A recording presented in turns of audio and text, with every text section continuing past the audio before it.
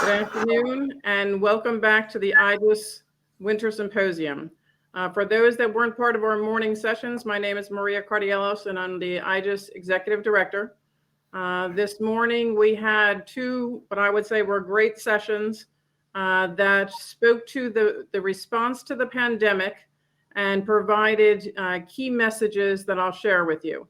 The first session was delivered by Arnie Owens, who was a former Assistant Secretary for HHS, who relayed his experiences on a federal level in the response of the pandemic, all of the challenges that they had, all of the need to be very dynamic in their approaches, and provided some vision and definition of what he would see be priorities in the future to address. We also had what was a town hall that brought together several practitioners from diverse domains that shared their experiences with regard to the pandemic as well. So we had a representative from public safety, we had one from social services, we had one from education, and we looked for what were the trends or the common denominators amongst their messages. Interestingly enough, and I'll share those with us because I think that will transcend to this session that we are about to present to you next. Some of the lessons learned and some of the wish lists were to address the complications or the challenges with communications. And communications not only was an issue of concern with regard partner to partner information sharing or requirements or response, but also partner and constituent to communities. There was also an issue with regard to looking for what would have been a codified pandemic response plan that would be a little bit more framed in the coordination between the federal, state, local levels. Coming from the state, we wouldn't want too much guidance, but we would like the framework and the overarching goals and objectives that we would comply with on an individual basis. It spoke to the value and need for public and private partnerships.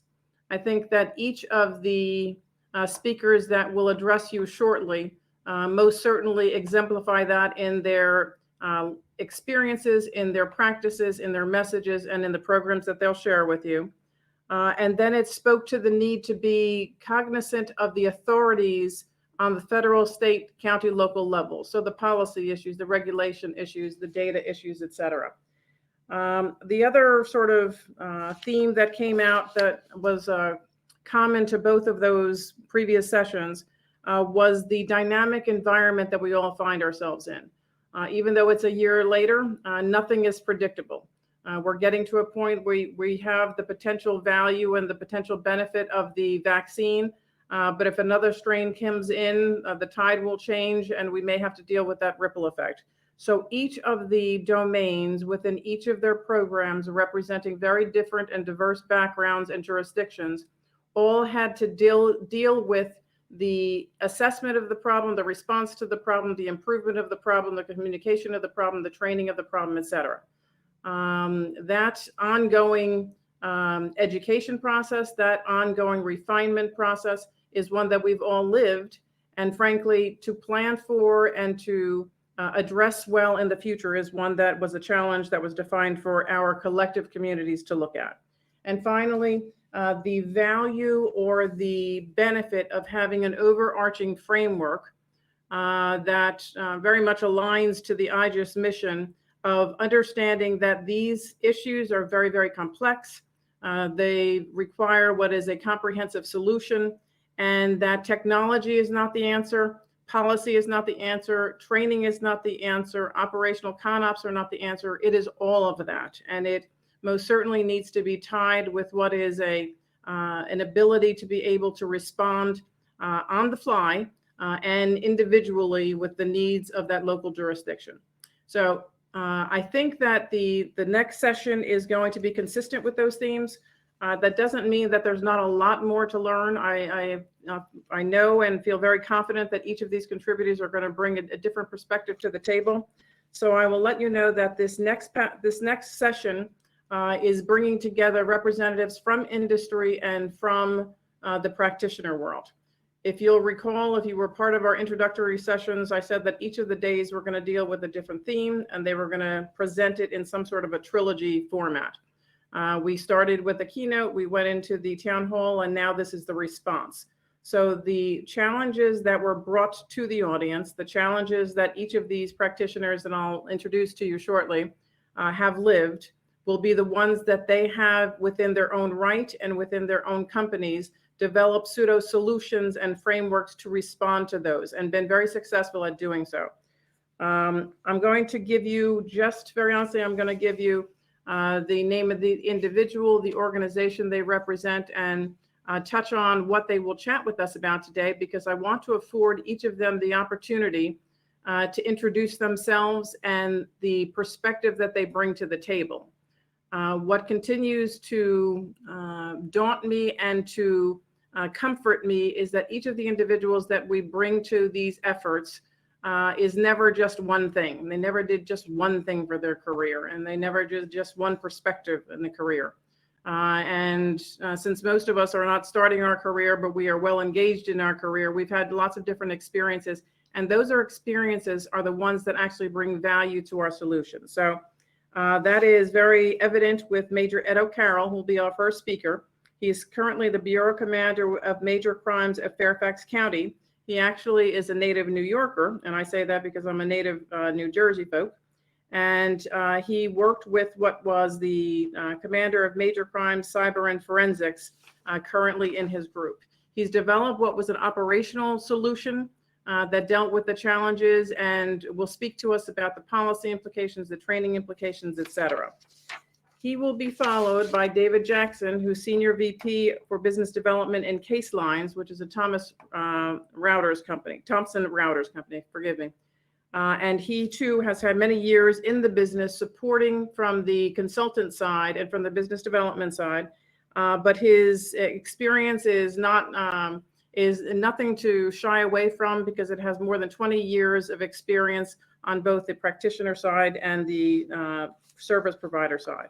And lastly, but absolutely not leastly, we have Ashwini Gerald, who is the founder and COO for Idea 4. I cannot imagine anyone from our audience that doesn't know that Ashwini was the most recent executive director of the IJIS Institute. He has a renowned career in information sharing, in standards, in technology, in policy, in operational attributes, etc. So there's not too many things that Ashwini is not mastered at. He will help us towards the end of the session tie some of the loose ends in the theme. So I thank you all for participating. That message is not only to the audience, it is also to our panelists. And I encourage, as we did with our previous sessions, I encourage everyone to share their questions or their comments or their opinions within the chat room or the chat box. And when we open up for Q&A, feel free to come on stage and share your dialogue with our people. So thank you very much. And Ed, I will pass this to you. Great. Thank you very much, Maria. Good afternoon, maybe good morning to some of you. It's great to have you with us today. And this is going to be hopefully a dialogue discussion. I think I speak on behalf of my co-presenters here today that, we're still in a learning mode, right? The world has changed, and many of us, all of us, have changed some of our business practices. There's probably several people on this call that were, intimately impacted by the COVID-19. We probably don't have to go far into the audience to realize that it may have taken a loved one, family member. You yourself might have been impacted by this, within your family or circle of friends. And if there has been a tragedy or a struggle, my condolences. But I'll tell you, from my perspective, where I sit, I'm going to give you some insight over the next just short bit of time from local government, a local law enforcement agency. We've had the benefit of being a police department in operation for 81 years. And with that, we're used to challenges and emergencies. That's, what public safety is founded on. When a problem arises, you call 911, and the police department, fire department, ambulance, the emergency crew show up, emergency management. local government. It's what you expect from your county, city, or town. What came upon us 12 months ago and is still, with us worldwide is something that, we had talked about in certain scopes over the years. I remember I've been on 31 years and we've had instances of pandemics. We've talked about it, but I don't know if anyone really put a lens over it to say it's here and here so quickly. So give you a little bit of idea, our workforce is about 2,000. We've got sworn professional volunteers. So the Fairfax County, Virginia Police Department, about 2,000 employees, and we police or protect almost 1.2 million people. So it's a very populous jurisdiction right outside Washington, D.C. So in the early stages when this was upon us, we did collaborate with our partners in public safety and local government, Council of Governments. And I attended a lot of those early meetings to talk about, what is it going to look like for us to handle our service? And this is no different. And I've applied this principle to other friends in different businesses is how are we going to do things and keep our employees safe? And, we've long supported a model of, an incident command system where we've got roles and responsibilities. And this effort with our department, and we're basically broken up to 20 different sites. We have 8 police stations, but with our other entities, it makes up about 20 different facilities throughout 400 square miles. So it's complicated. And we can't stop doing what we do, like some other lines of business that have halted service because we can do without. There are certain things, many things, and this applies to lots of entities and businesses and services. You just can't. We saw that in the nursing home industry. We see that in certain other services that are absolutely critical. Healthcare, it would be another one. But I'll tell you, the one thing we did, and I'll say we did right, is look at this thing not from just a setup of a couple of people doing certain things. We actually branded a go live of an emergency bureau, and that's what we called it. We're used to names in public safety. We've got the bomb squad, and you hear the SWAT team, but we actually launched, and we wanted the optics to be strong because we needed a workforce that supported and understood what we were doing. So we actually created and launched by brand an emergency bureau, a one-stop shop for all internal messaging, for all coordination through the region, through our health department, right? So many partners were coming together. We just didn't want people with the best of intentions, to be messaging out the workforce if it didn't get scrubbed or passed through the emergency bureau. Because one of our biggest concerns, and I saw this early, is the feelings of our team. Law enforcement inherently already dangerous for the reasons that this business is dangerous. We wanted to make sure our employees felt safe and knew that the department had their best interests at heart, because frankly, we had to put people, and we still do, in harm's way, going into homes, arresting offenders, and providing life-saving CPR and other things. So we wanted a forward-facing bureau internally to talk about and explain and detail out that structure. But we did understand we're going to be changing our lines of business, right? What we knew pre-pandemic is going to be different. When you call 911, frankly, prior to a year ago, if you wanted a police officer, you'd always get a cop. We took the stance that's not going to be the case. We've got to protect our heroes in the important work that they do. So we did prioritize, and we stood up a very robust online reporting system. Not a surprise. We had one before. We've had it for 15 years, but it always kind of struggled through. Now we've repurposed people that weren't as busy, and I'll just give you the example for our agency. It was a school resource officers. I had 52 employees that were basically out of work because there was no schools in session. So, rather than, the furloughs or anything like that, and we knew we had an immediate need over here. So we were shifting people around, even crossing guards and some other lines of business, moving the right people in the right spot, and then standing up, very robust online reporting. No different than probably everyone attending this workshop today. You just had to do things differently because the world had changed and is changing.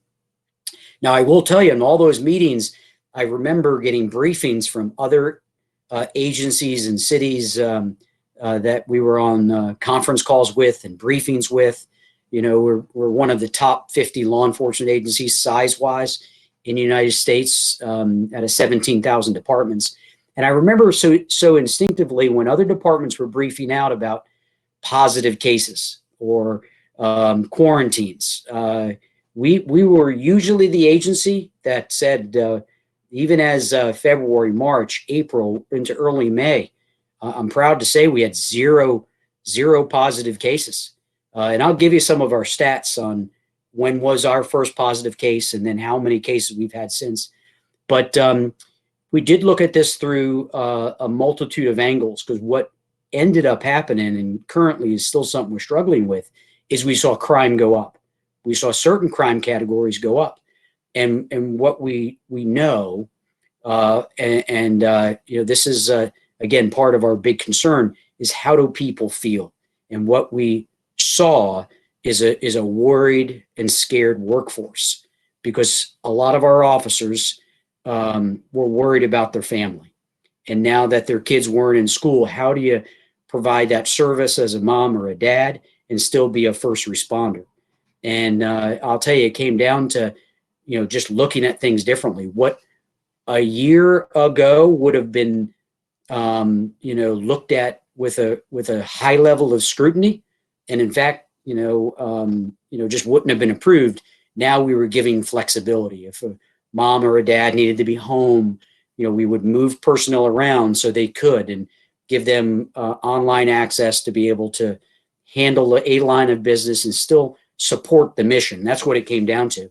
But then, and you'll hear from David in a little bit about some court issues, court was off the books. So cases that, months ago were supposed to be heard in the courtroom have now been deferred. And even most recently as last week, we're getting court dates of May of 2022, which is a big challenge for justice when families and victims want closure to their case. Law enforcement made the arrest, and the judicial system, part of our partners, needs to be part of that formula. So, we started and continue to support a 24-hour safety officer program. So we had one officer dedicated to safety, looking at our workforce in the facilities, out in the field.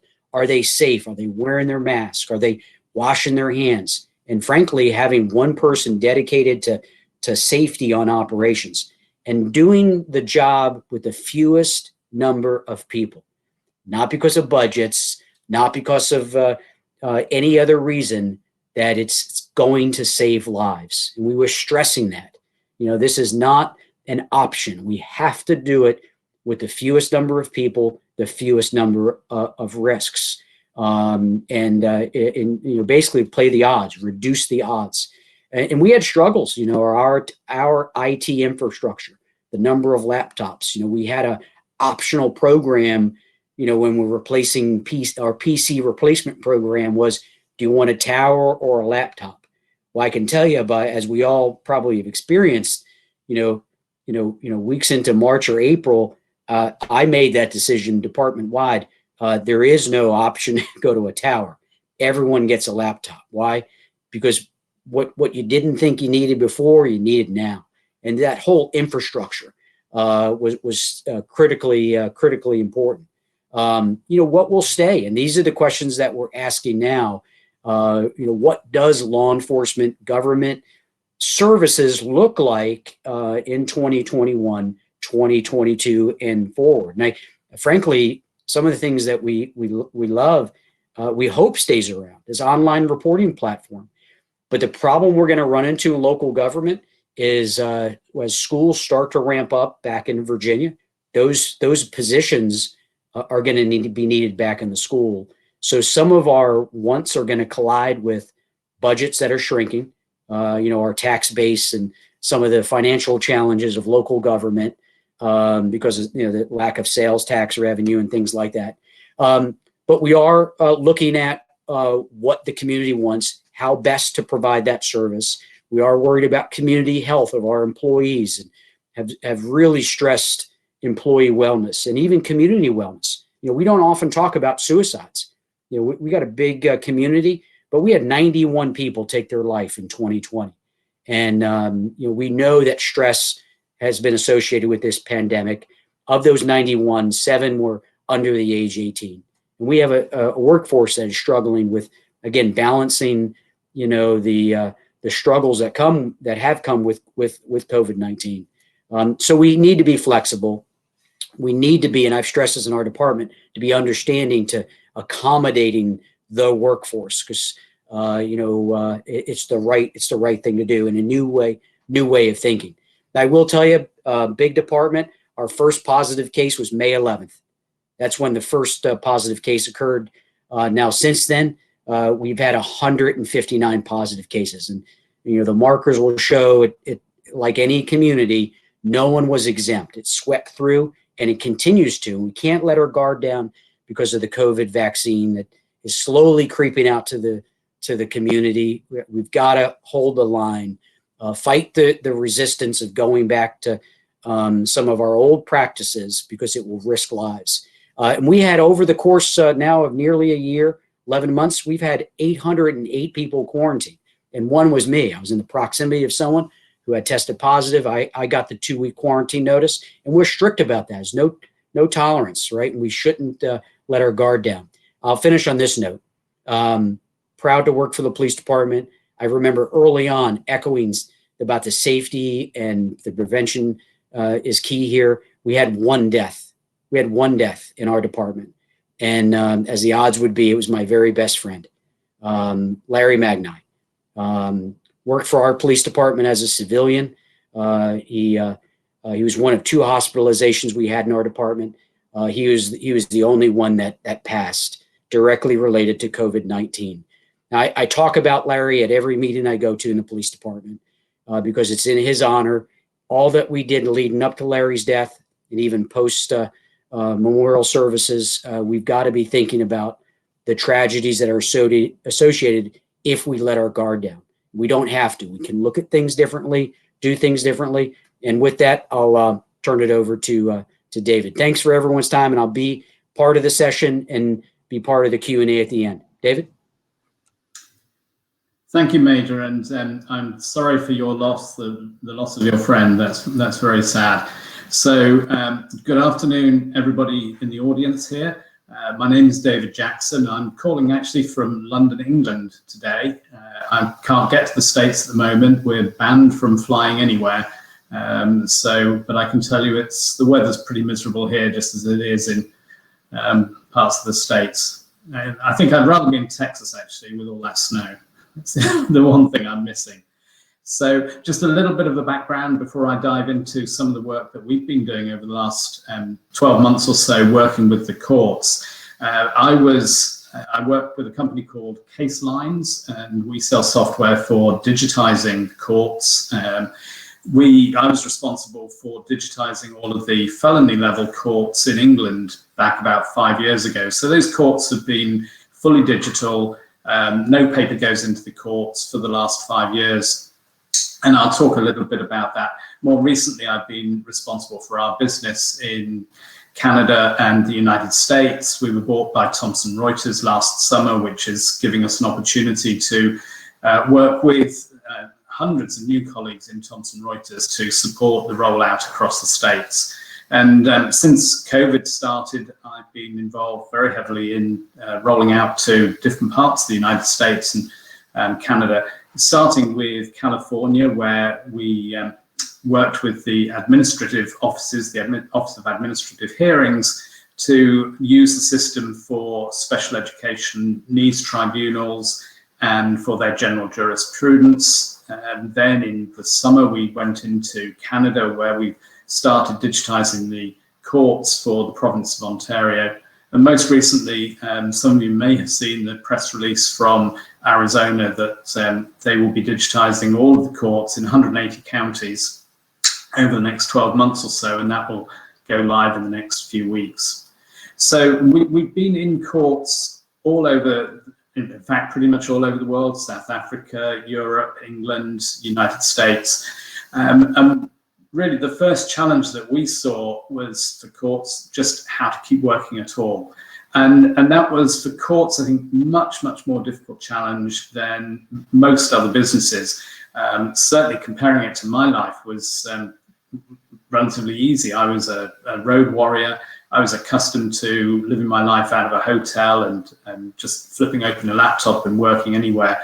So for me, it was easy to carry on working. For courts, it wasn't at all. There was no infrastructure designed for remote dial-in, for people to work from home. And Major, your point about the laptops is absolutely right. Nobody ever thought of buying a laptop for court. Why would you? Why spend the extra money on a laptop in a court? There's no point in that at all. So when crisis struck, everybody had their computers in the courtroom. The first challenge that we saw people addressing was the question of seeing the people.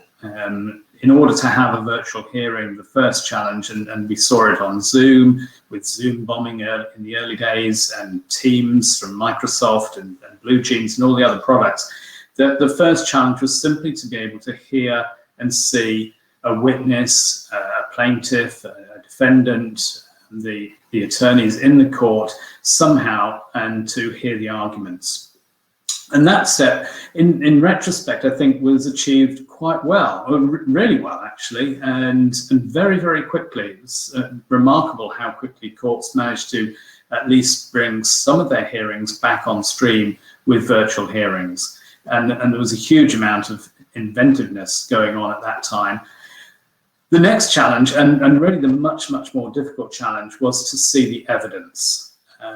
And because everybody was accustomed to bringing paper into courts or bringing physical objects into courts, guns, packets of drugs, whatever the evidence might be.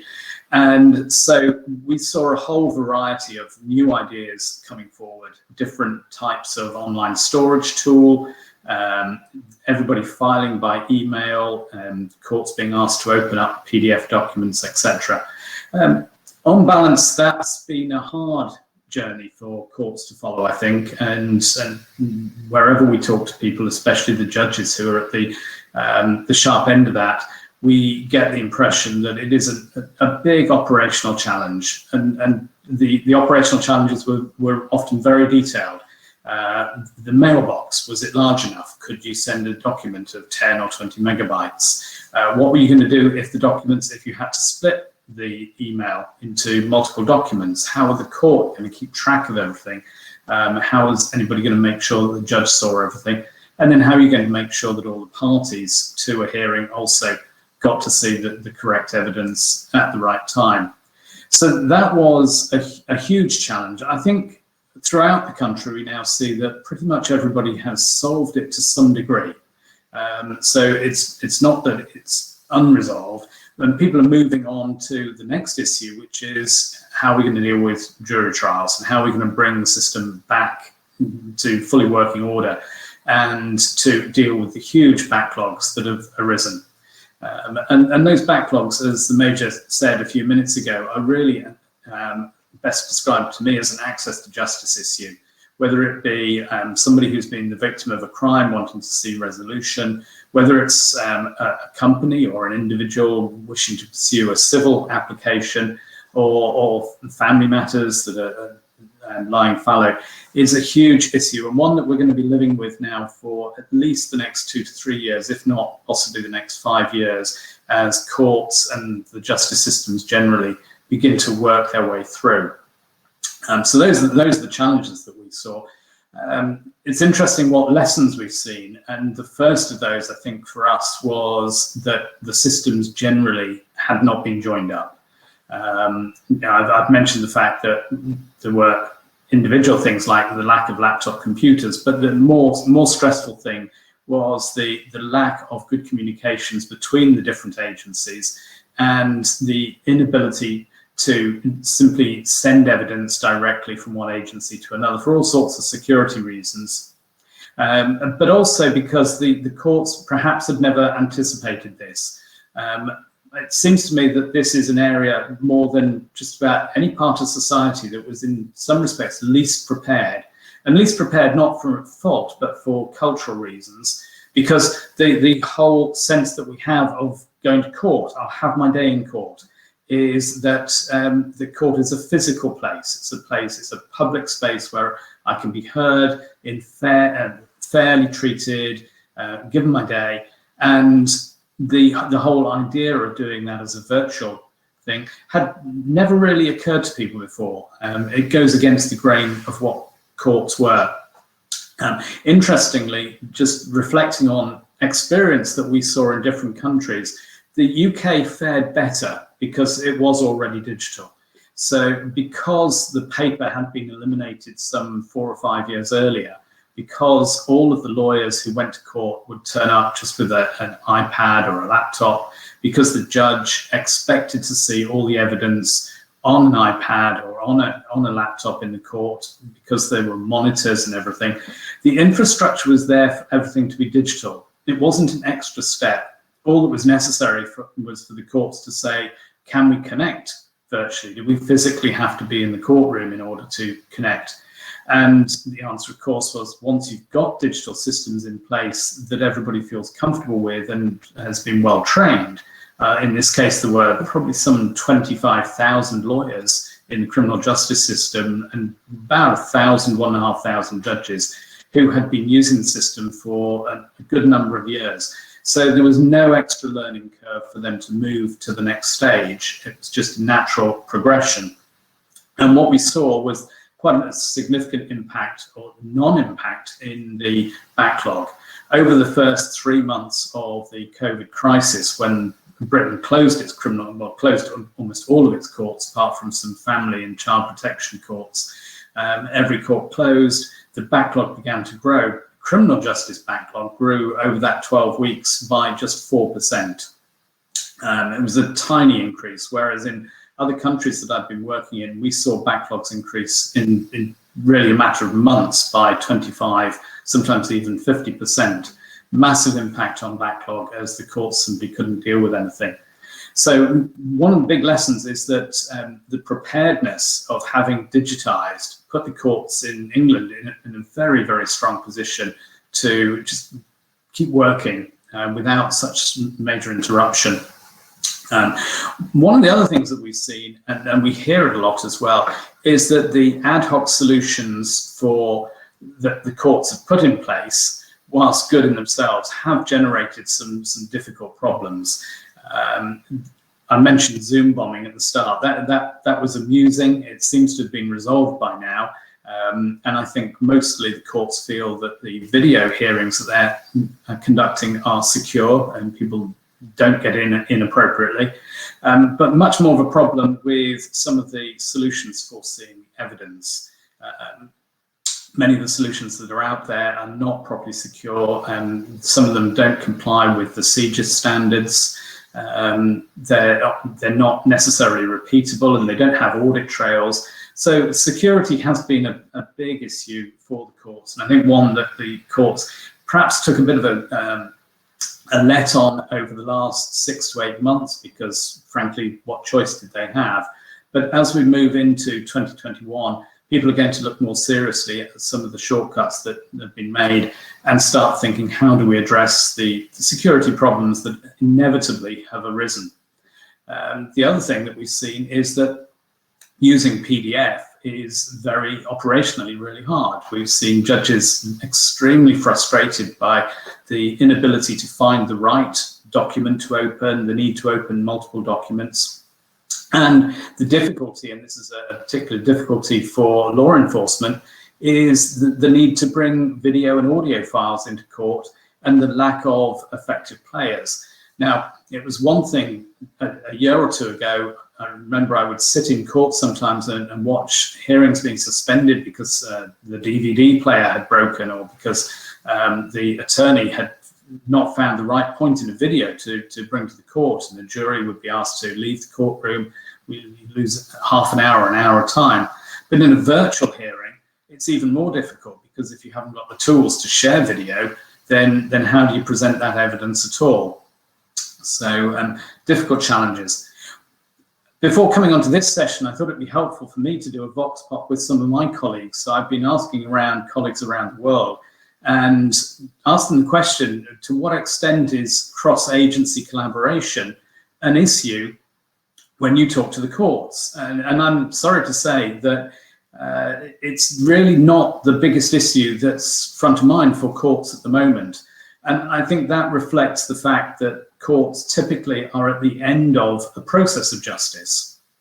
And therefore, it's not their natural concern to be thinking about the agency collaboration, which we see at different points in the justice system, both in law enforcement, health and human services.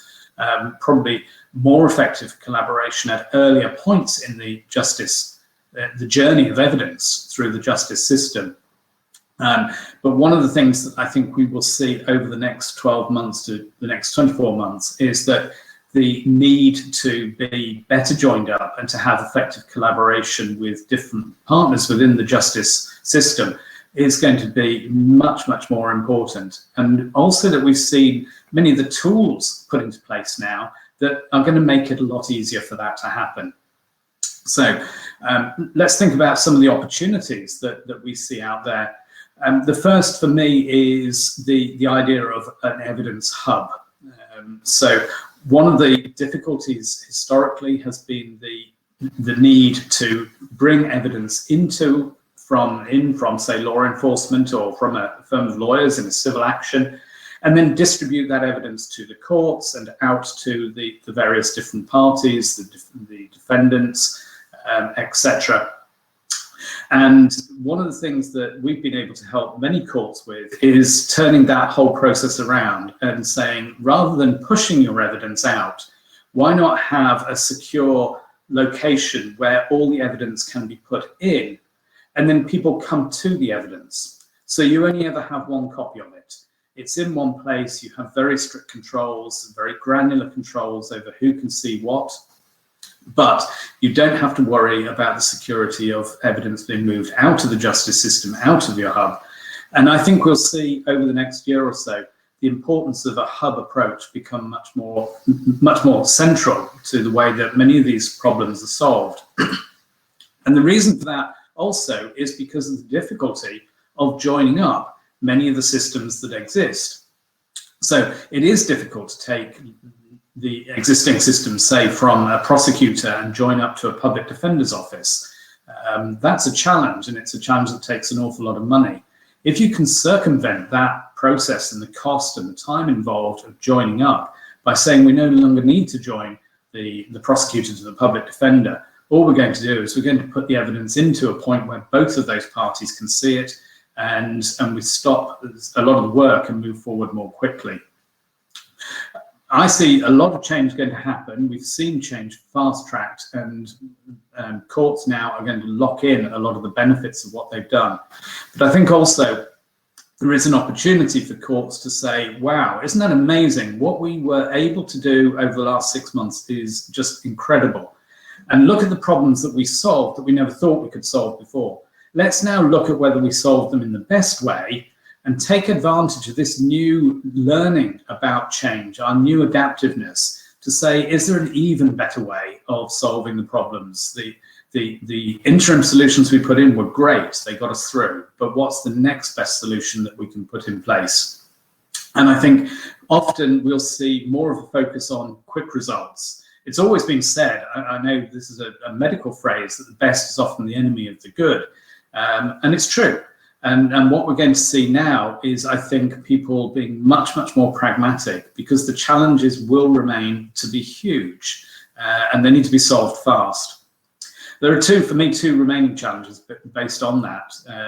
Budgets is going to be the critical issue, and that's $350 million that's state and local level. That's not going to go far. So what we're going to see is courts and the whole of the justice system needing to find ways to be more efficient and ways to work not only at a lower cost, but more quickly to address the backlog issues. That's going to be the big challenge. And procurement is going to be a challenge for many organizations in finding a way to continue to move forward without necessarily having the security blanket of, well, we're doing this in an emergency procurement because of COVID, because that won't exist for the next 12 months, but the pressures will exist and people will still have to continue to address them. So I'm very happy to take some more questions afterwards, but I'd like to hand on to Ash now and let him wrap up this next session, and we'll take 10 questions in 10 minutes or so. Thank you, David. Thanks, Major. So good afternoon, everyone, or good morning, or I think it's good afternoon if you're in the US. So I'm glad to be back here and talking to you all. So when Maria reached out to me to ask if I can share some of the experience that I have had since I departed IJIS, and it has been an interesting journey. So as Maria said, that co-founded a company called Idea4. We're a data integration, data security, data management company. And I'm also proud to say by next Monday, I'll be part of a company called CloudMD. So we are being acquired and our focus is going to be much bigger. And I had the opportunity in this pandemic, but a lot of people actually warned me, and I want to share this lesson, say I was crazy when I left IJIS to go start something on my own. But it has been a very good experience because I was able to see a perspective, very different perspective from coming from justice and public safety, doing some work in Homeland Security and Health and Human Services, and looking at different perspective, what is happening, what are the challenges are. And some of the things that are a very common theme between public safety, public health, and education, the three markets that I'm going to talk about, some things that we have learned, is that operational process and policies, this pandemic and also the justice reform has opened our eyes, is that why there needs to be a strong need to update our operational processes and policies, because our policies are old, our processes have not been updated to meet the new way of thinking, and this pandemic and the justice reform has pushed us in that side. And we are looking at that in that space. Also, privacy and security has been a big concern. I know that Major talked about some of the things, David talked about it. When we talk about privacy and security, not just about the systems itself, but also the public safety and public health professionals who are out there 24/7 serving the community, how we protect them, ensuring their privacy and security. But the key thing that came to surface was health and wellness. These public safety and public health professionals, especially first responders, have been out there, and their health and wellness has taken a toll. And the sad part is that where we face a challenge as a nation or as a society as a whole is that health and wellness in our community is going down. Addiction is on a rise. And Major, you talked about the suicide rate. We yet have to see the final numbers.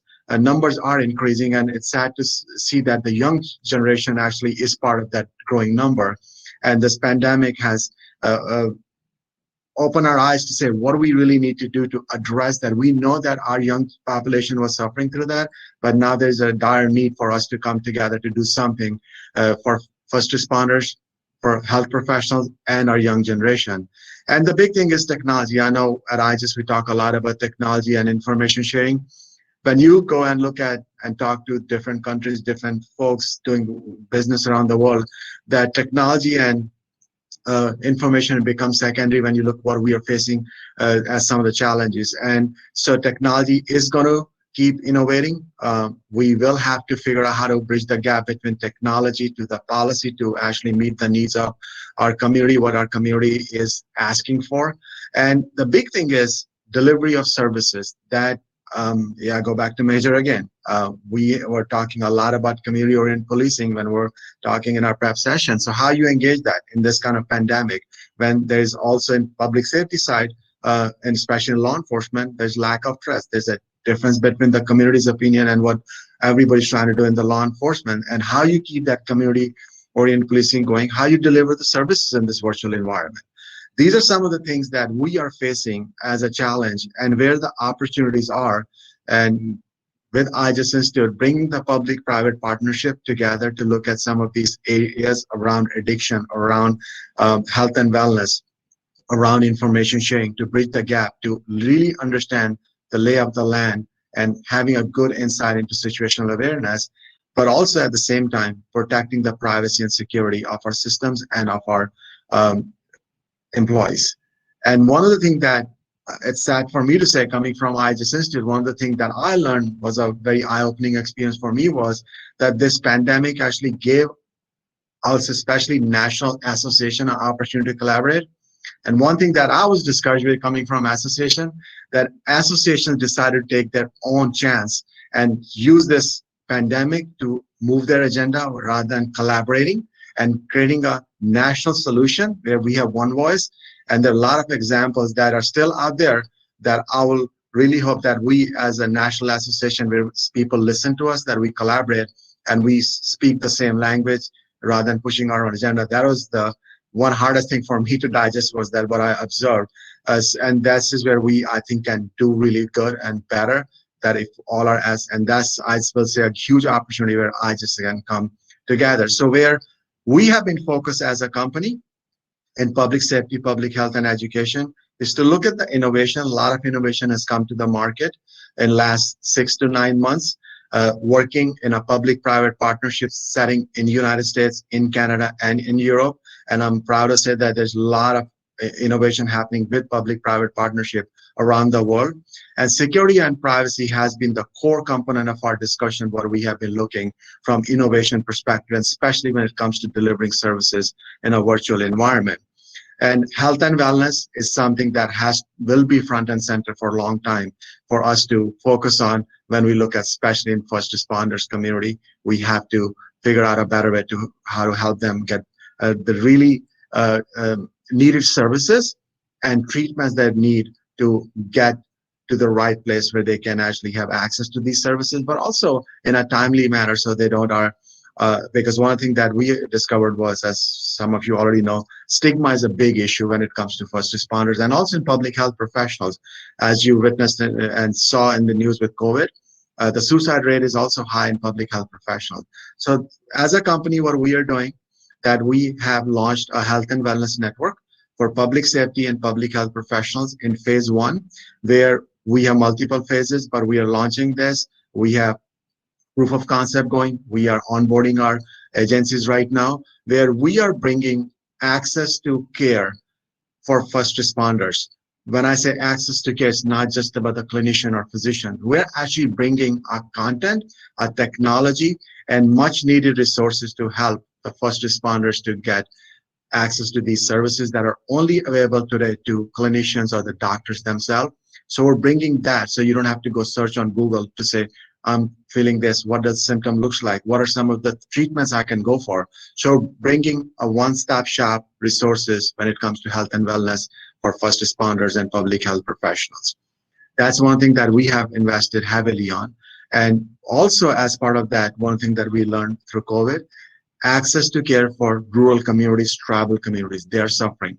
They don't have access. They have to drive 100 miles, 50 miles. So what we are doing is, in partnership with some of the big retailers, we are bringing technology where we are deploying kiosks right now where you can go and get access to the healthcare provider remotely. We all are aware of telehealth, but the reality is that telehealth doesn't work in rural areas because of connectivity issues. So we're partnering with some of the big pharmacy providers and big chain stores to bring and deploy our technology in North America. So that is where our goal is, to get access to care for tribal and rural communities. Also, when it comes to public safety, as you all know, with COVID, corrections is a great example where our jails and prisons were facing huge crisis with positive cases, and a lot of low risk folks were released back into the community. And the challenge was, how do we actually get access to them? How you actually monitor how they're doing and reporting back. So we actually launched a remote check-in services for these low risk offenders, so they can report back to the corrections officers, also get connected with their healthcare provider if they were on any health treatment, or the counseling services that they can connect. So that is something that we have been able to bring as a technology, and connecting different stakeholders together to offer services. Also, opiate crisis is on a rise. I know COVID has overshadowed that, but when we look across North America, opiate crisis is growing. we have a huge substance use disorder problem in our nation. So what we have built, and we are piloting in state of New Jersey, in 7 counties, also in Commonwealth of Massachusetts, where we are bringing public health, public safety, and education together to work in addressing the needs of the people who actually are overdosing, to look at their history with their consent to ensure that if they're a known entity to any of those stakeholders, that we do not go and look and put them through different assessments, have them fill 10 different forms. We're basically putting a solution together, which is in production right now in New Jersey and Massachusetts, where everybody can coordinate to offer these services. And goal there is, if this individual has gone through rehabilitation process in the past, and if they fell through the cracks and they did not complete it, to better understand what is needed to address these services. But also, if they're not a known individual, to put them at ease so they do feel that their needs are being addressed and they will be successful, so they don't have to fear. So that is something that we're working. And then the education space, as we all know, if we have young kids or college going kids, that opening the college, universities, and schools have been a challenge for us. And this is where one of the things that was very interesting to us that we learned, that how you collaborate between the education enterprise, especially the private sector, private universities, on the data that they are collecting and around the healthcare services they provide to their staff, their faculty, and the students, with the government agencies. And where we spent a lot of time was looking at the policy challenges because of the differences in opinion.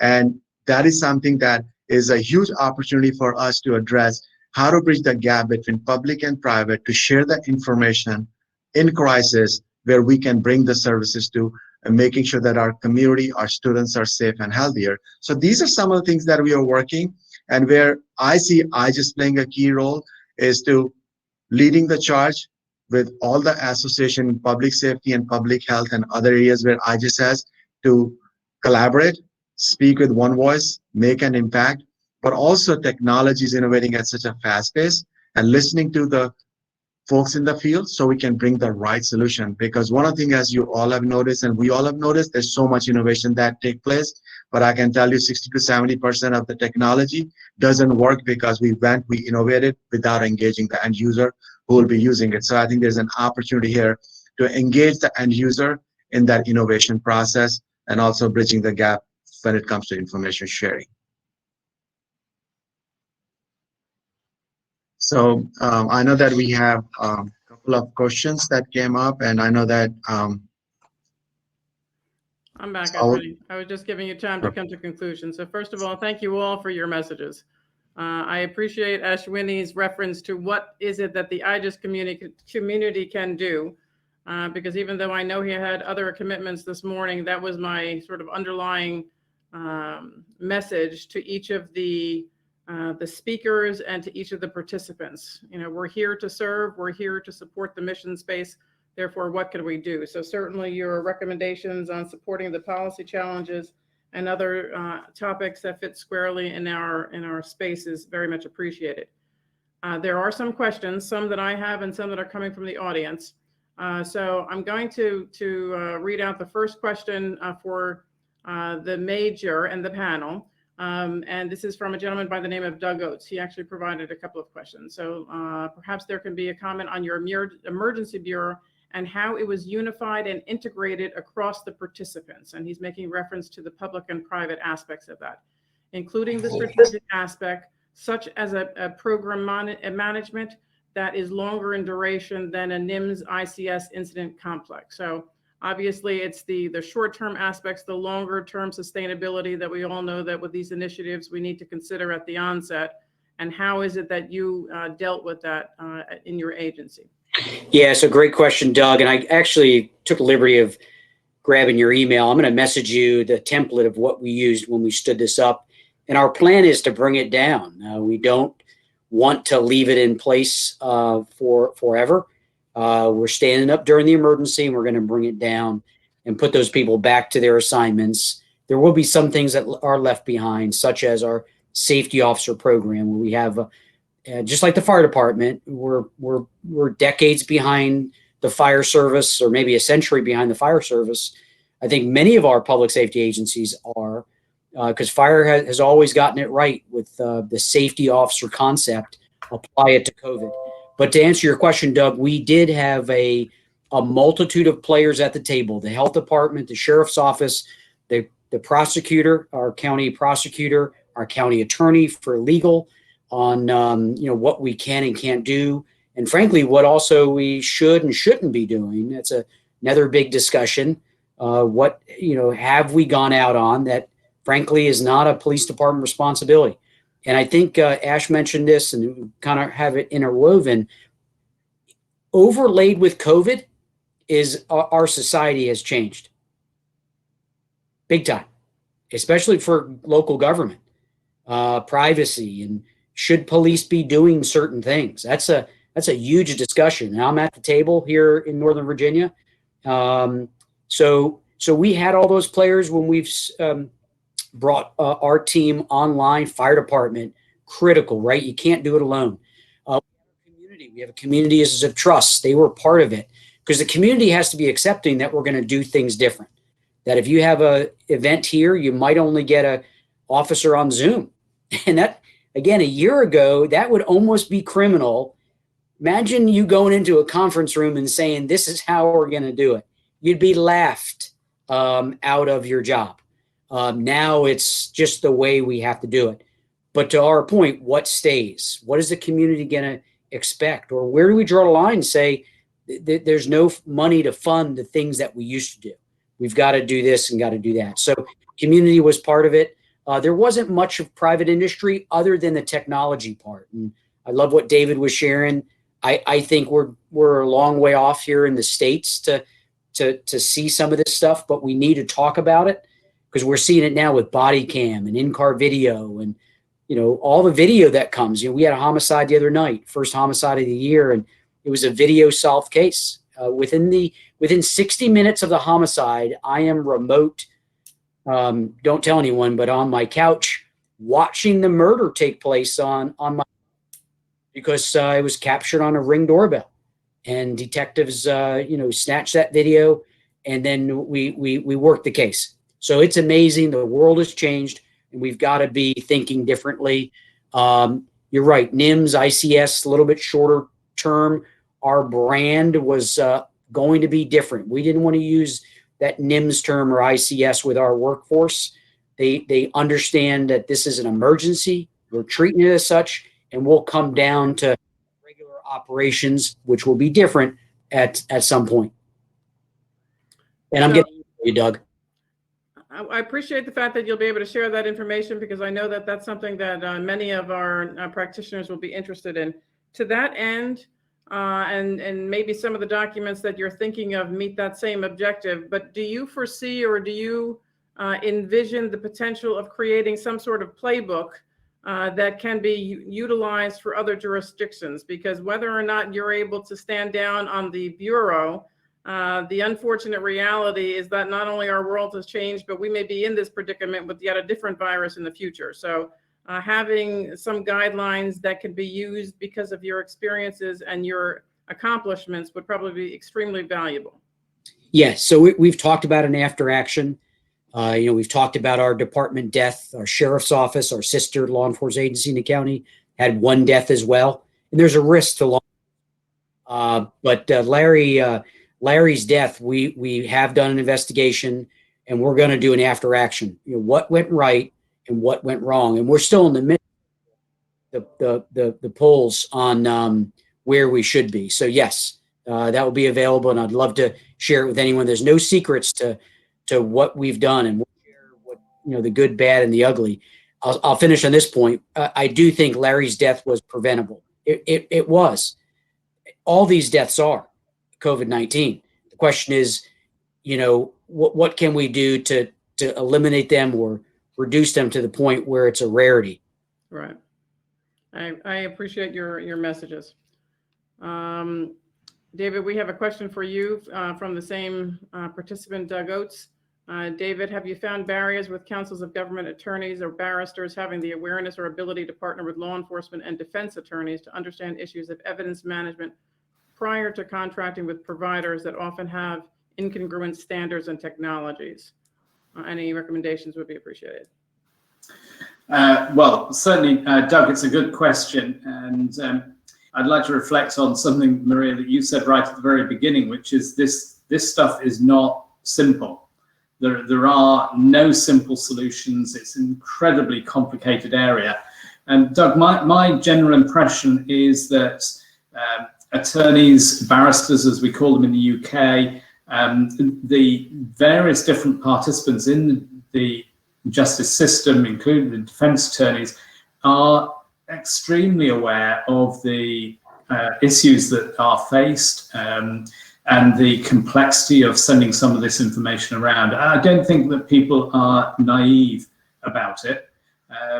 Quite the opposite. I think they really understand that there are serious issues to be considered, and that is one of the barriers to progress. What we've found is that where you can put in place short-term effective solutions that are sufficiently secure, then people do become very interested in finding pragmatic ways through that. For instance, the issue that the Major has just raised about the Ring doorbell is becoming a really big issue. We think the courts have got challenges enough at the moment, but they're going to get a lot more as body-worn camera is rolled out more and more. And it's not just that the body-worn camera is there, it's the demand for it. And that's coming through from defence. We're seeing it for automatic requests for information from multiple sources. And as soon as defence know that there is something there, they ask for it. And what I think the justice system isn't yet fully prepared for is the onslaught that is going to come from these multiple sources. I mean, that Ring video camera is just a really good example of the sources of data that are coming into law enforcement at the moment. They're going to find their way through into the courts. And they raise huge technical challenges. How do you make sure that everything is consistent? How do you make sure that it's visible in different viewers? And also what's going to happen when we start taking information off people's cell phones and social media and all of those things. So I'm not sure that anybody is naive. I'm trying to think what recommendations I can make for a shared strategy. And the key for me is that people should be willing to engage with others and to make sure that as many parties as possible have a view of what is joined up. But the other thing is that we see the most progress happening when there is a leader. I mean, there's just no way of stepping away from that. That where we see somebody in, whether it be at state level or at a particular county, somebody who is willing to say there is a problem and people will appreciate the leadership, and they do, that's when progress really gets made. A committee approach is essential to getting people to buy in, but it can't be supplanted by an absence of leadership. And I think that one of the things that we within the IJIS Institute can contribute to is that leadership by not just sharing knowledge and best practice, which we do, but also maybe finding ways to call out and lionize the leaders that we see out there, and make their stories known and encourage others to take that leadership. Well, I think that you have several individuals that would concur with you, because many of us have spoken about the value of leadership and the criticality to identify the new vision of the future. So I appreciate that response, David. And I actually posed one to you in addition to that I'm going to touch Ashwini on with as well. We talked before we came into the session, I think it was in the speaker ready room, we talked about change management and how courts specifically from an historic perspective within the states are the last to change, and there is now this window of opportunity that we might be able to have them realize and maintain those changes.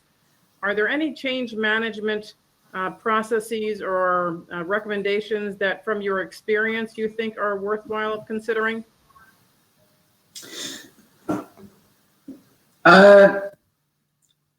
I think that the situation of the courts is not unique. And so the normal rules that apply to anybody who is trying to push change management, those apply just as much in courts as elsewhere. But the one thing that I have noticed over the last 5 years of doing this is that people overestimate resistance in courts. There is, and I'm often quite frustrated by that because I think it's disrespectful to courts and to the judiciary to make this blanket assumption that people are change resistant. And in my experience, people are not specifically change resistant, it's that they haven't been given good solutions. And sometimes industry has tried to impose solutions that worked well in an insurance claims bureau, it must work in a court. Well, no, that's not going to fly. And courts are resistant and change doesn't happen. But we've seen two types of change happen as a result of COVID that have been quite dramatic. One is the change in the attitude of parties coming into litigation, whether it be criminal or civil or family or anything, of an acceptance and willing to work with video calls and remote evidence and virtual hearings, things that I think there was an assumption even 12 months ago would just be completely unacceptable, or worse, that the ordinary member of the public simply couldn't cope with these things. And that's turned out to be completely wrong. You know, the courts are coping, the public copes, and very often the public is very happy to be able to do something online and not take a day off work or worry about childcare or anything else. And these are people who are FaceTiming and WhatsApp messaging and video calling their friends and family all over the country and around the world. So people have adapted much more quickly than we thought. And the other thing is that both in the courts themselves, the court staff and judges have been much readier to move to virtual hearings and to adapt to new ways of working. And if you'd asked me that, I would have said I was sure that would happen, because back in England in 2015-16, there were at the time 1,103 judges who were part of the program to digitize the courts. And at the end of 12 months, there were precisely 1,103 judges using digital tools. Interesting. It was absolutely remarkable. It was a real eye-opener. So I think my main message about change management is don't underestimate the willingness of people and the adaptability of people to change and to move forward. Thank you for that. And Maria, if I may, I think the key thing is that I think there's no one template, right, for change management. I think, and if I take what David was just talking, also what example that Major gave, I think what we got to look at is that more than change management is that how we build a collaborative environment. If we just stay with criminal justice, right, when we're talking about video, corrections has been using video. So I think there's an opportunity for us to learn within the criminal justice enterprise examples of best practices and how innovation has taken place in one line of business in criminal justice and carrying that forward. Law enforcement, body-worn camera, right? Now body-worn cameras are moving into corrections. So let's learn from each other. And I think that is a great opportunity for IJIS to work and collaborate with some of the national practice associations to have that dialogue with IJIS's advisory committee. So that's one. I think the other thing is that we also have to change our terminology, because change is never easy. The minute you say word change, everybody starts freaking out. But I think COVID has actually, and even the justice reform has shown and demonstrated, we need to talk about delivering services to the citizens in an innovative manner, right? When you have that conversation is very different than when you say change management, changing your this, changing your that. I think it's about delivering services, keeping your officers safer, your staff safer and healthier, but at the same time still delivering services and community engagement. I think that conversation is very different than the change management conversation.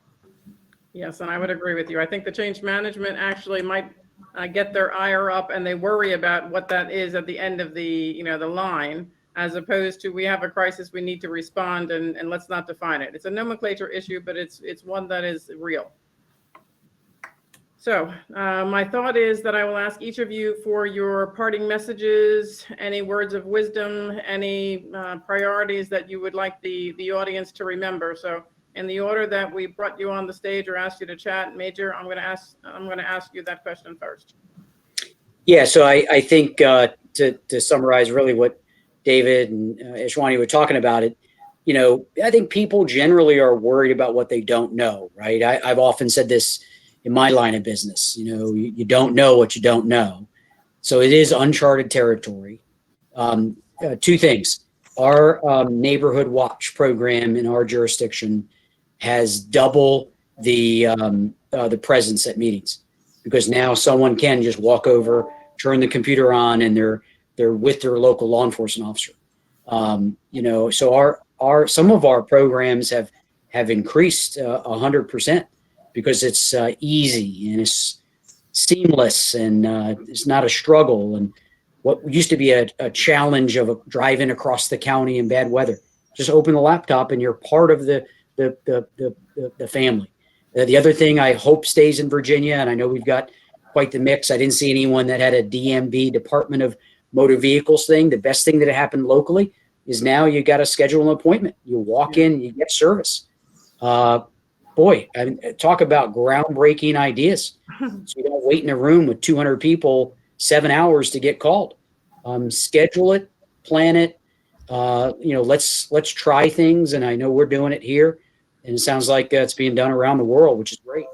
We've got to adapt while keeping people safe, while providing the best service, least amount of risk. Thanks for having me, and I appreciate it. Thank you very much. We appreciate your contribution. David? Well, I think for me, the message is that this is really only the start of a journey, because even prior to COVID, there were pressures building up in the justice system that were likely to create real pain in the next few years. And I think primarily there of the sheer variety of evidence that is being gathered by law enforcement, and then that funneling through to the courts eventually is creating a huge burden. At the same time, sadly, nobody ever votes to put more money into a justice system. It's just not, it's sad, but it's not a vote winner, and it's not a vote winner anywhere. And so the financial pressures will continue to grow, the burden grows, and the backlog grows. And so I think the thing that the courts particularly can take from COVID is the lesson that they've survived this huge, astonishing change in the most remarkable way, and in doing so, learned some really valuable lessons to help them cope with the change that is coming at them over the next 3 to 5 years. I would agree. Thank you. And Mr. Jarral?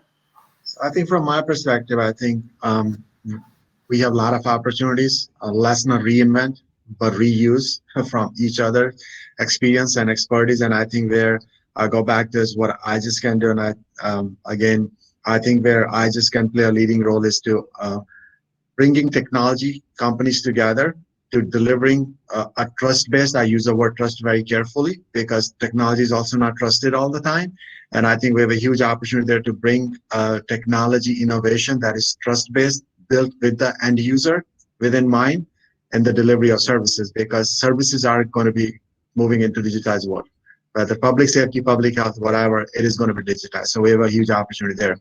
And I will say the last thing, I'll go back, promote collaboration. This is our opportunity to speak with one voice and represent the community and serve the communities that we serve in a manner by doing our own information sharing and working with each other, because I think we all can benefit from that. Absolutely. Well said. Well, gentlemen, once again, we thank you for your contribution. We know you're part of the IJIS family. We do anticipate trying to respond to some of these broader issues that not only were discussed today, but that may come from us, or may come from our constituents, our participants, and even the workings of our committees in the future. So we look to you as being members of the family and resources to us in the future. So thank you once again, and we appreciate your contribution. Thanks for having us. Thank you. All righty, folks. Before we close for the day, we want to share 2 pieces of collateral material that come from our membership and are a valuable educational perspective. The first is a cyber standards check video that was a result of a partnership between the IJIS Institute and Fifth Column. The essence of the tool and of the methodology is to enable the testing of applications for any security breaches. In this day and age, whether it's your iPhone, whether it's your application from an operational perspective, whether it is your bank records being vulnerable on the larger World Wide Web, there are always concerns of security. There are especially ones of concern or security on the CJIS platforms. All of these issues are ones that we should be able to mitigate and learn and evolve over time. As with every other challenge, as with every other discussion, this is never a one-time fix. This is something that needs to continue to evolve. And we encourage you to not only listen to the video, learn from the video, and then follow up with any questions that you may have in the future. The video is going to be followed by a couple of slides from one of our other sponsors, Marquee, who was a valued member of the IJIS family. They are one of 5 sponsors that supported this event. Fred Roselle and many other, Ben Harrell, many of their stakeholders, many of their leaders within their organization are truly dedicated to the IJIS mission. They serve and lead our advisory committees. They serve and lead our board of directors. So once again, we would appreciate if your time in listening and learning a little bit about their services, and that would bring today's session to a close. I then encourage you to return tomorrow morning at 10 a.m.